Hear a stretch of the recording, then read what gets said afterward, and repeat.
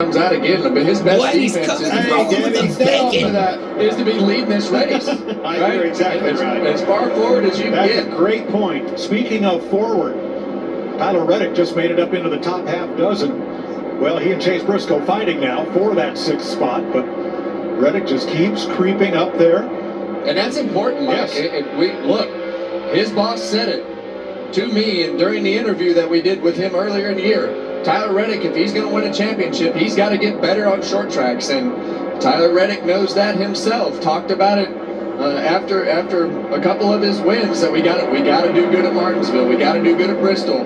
We just have to be better on the short tracks. And today, even with the penalty that they had, this is a big step, in my opinion, for the performance of Tyler Reddick and his 45 team. You really can't ask much more of a racetrack than this. It is racy. I mean, they're all over the place, on the bottom, in the middle, on the top. As far as a racing groove surface, that's hard to accomplish anywhere on any racetrack in any weekend. Look at that thing. And the unique part is the top is completely rubbered in, but you can still make really good time. The leaders are both on the bottom of the racetrack still, making their fast times. Like all the way back to pre-race when you two, Jamie McMurray, made your picks, and there are the 3 of them, all right in the top 3 spots. Yeah, it's kind of like we look like we know what we're talking about sometimes, Clint. I would agree. Oh, it looks that way. Keselowski's going to get squeezed. He's going to be the hot dog in the middle of this bun. Allmendinger on the bottom. Gilliland up top, and they're going to get away clean. Oh, we're going to get boy. some, not happy. Allmendinger back into the rear of the 6 car. Well, there we go. Talking about nuclear hot dogs again, Mike. We're done with Martinsville. oh, that's right. Keselowski's car isn't quite that red.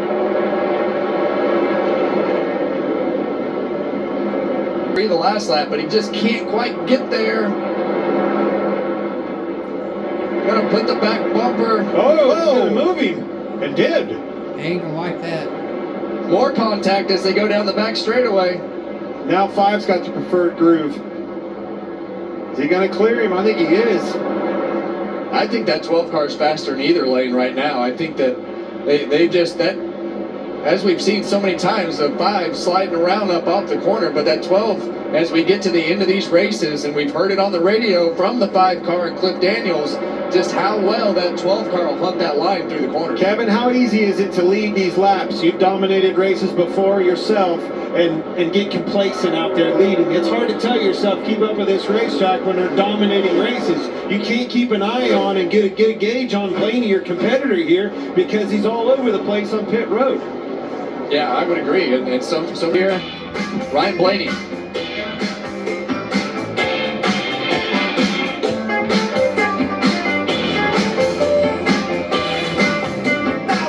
Got into the wall, got into the trash, broke the toe link, and around she goes, Clint.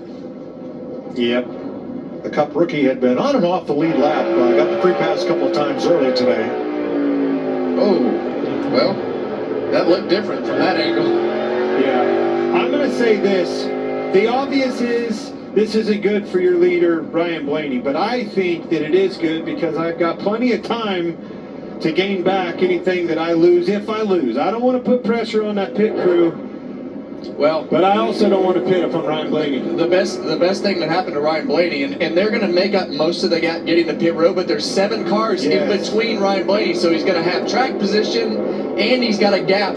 Takes a lot of pressure off that pit crew. Yeah, look at that nice buffer that he has there as they roll down the backstretch pit road. Josh. Well, Kyle Larson said he can't get his car to do what Blaney's car's been able to do out there. Cliff Daniels told him over the radio, what we can do, we can give you an air pressure adjustment, and we can beat him off the pit road. Let's see if they can do that here, Jamie. Denny Hamlin pits from 4th. His pit crew has been outstanding today. Gained him 6 spots on pit road. It's a 4-tire stop here. Pretty happy with the car overall, Regan.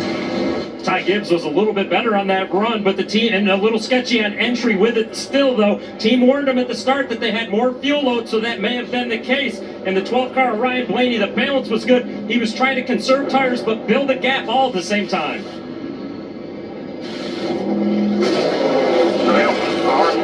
And you see that 12 team rebound right there. Good job, guys. Good rebound. Showing up with it. Mine's on the line. Little contact here. Josh Berry and Kyle Larson. We're under caution at Bristol. I know that song. Wendy's went back to the kitchen. On Fox, followed by Indy cars at Long Beach at 5:30. It's all on Fox. Racing next Sunday. Brad Keselowski speeding on pit road after the pit stop, and Daniel Suarez the free pass.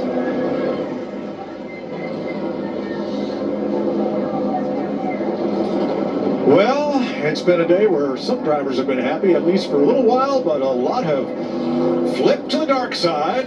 Dare we play a radio remix? We dare.